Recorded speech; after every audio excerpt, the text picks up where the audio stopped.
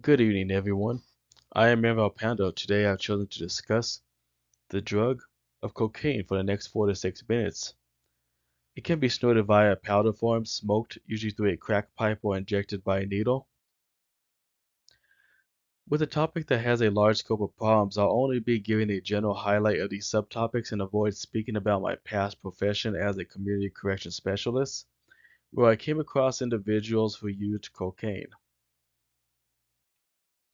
It stimulates the pleasure and reward centers of the brain, especially when repeated use occurs among the users. The frontal cortex becomes impaired and does not allow the user to overcome the need of using the same amount, thereby increasing to higher doses. When it comes to euphoria, the drug increases the level of dopamine within the brain's reward system, which leads to the user feeling intense pleasure and reinforcement from it.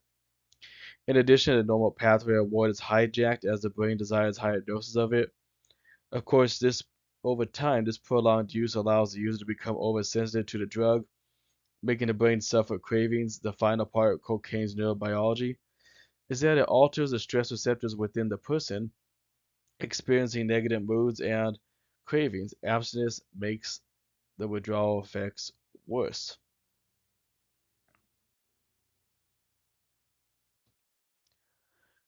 Prolonged use of cocaine does have direct consequences when it comes to a person experiencing insomnia, anxiety, delusions, hallucinations, and aggressiveness. As a person can have problems getting rest, at times they may have delusions and hallucinate. Not to mention their level of anxiety can lead to panic attacks. Their aggression level can become violent and affect others negatively. I explained in the previous slide the areas of the brain affected are the amygdala, temporal cortex, orbital frontal cortex, and insula. In an article from 2008, the behavior of monkeys with cocaine influence were observed to have a depression in cerebral glucose metabolism.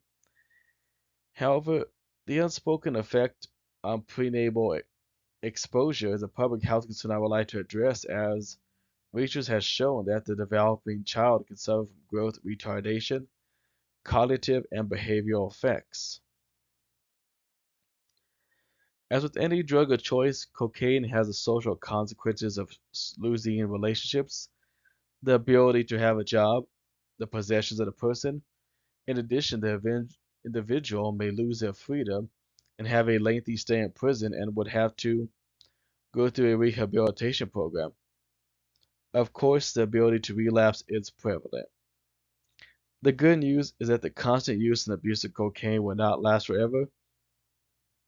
The end result is that you would die, as the body cannot handle the constant abuse.